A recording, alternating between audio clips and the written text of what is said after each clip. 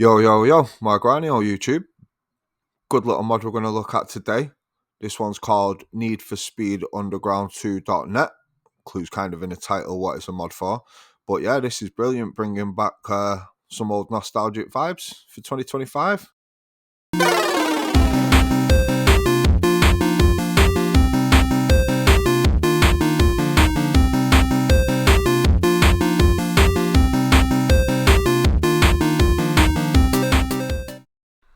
Right, so Underground 2.net mod. This is a brilliant mod made by a massive community of fans loving this game since day.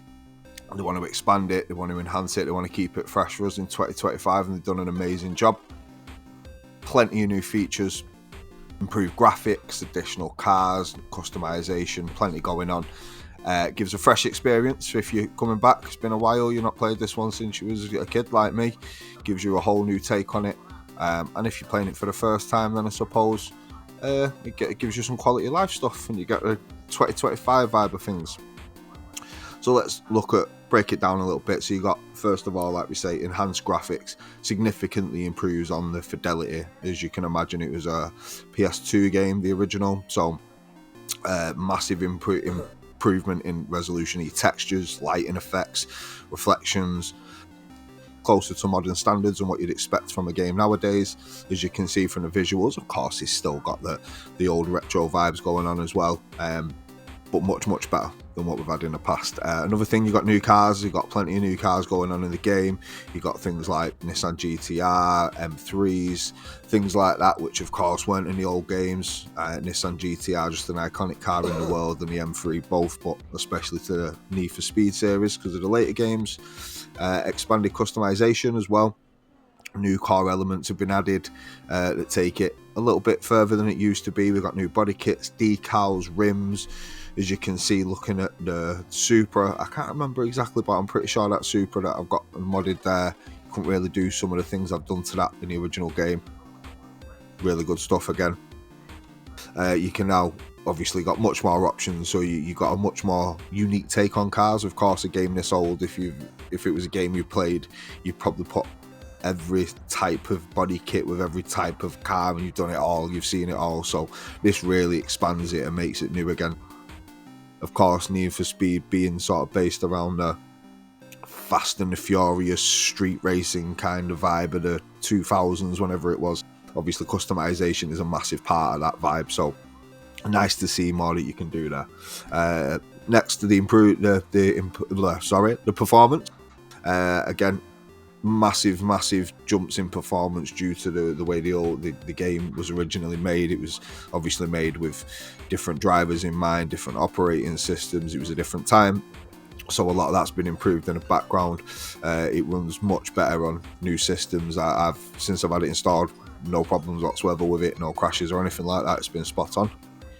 Again, new races, got some new challenges, new events, so obviously that's just going to make replayability of the game. It's not going to be infinite, of course. You're still going to eventually play everything, but it just gives you a whole new take on what else you can do, how many more races, how involved you can be in the world, and building up your car and your garages. And when I say garages, the cars in your garage. You still can't do anything to the garage, unfortunately. Would be cool, wouldn't it? You could buy new garages or something. But hey, Mr. Modders, if you're watching, Mrs. Modders, whoever you are, if you're watching, yeah, some new garages, that'd be cool.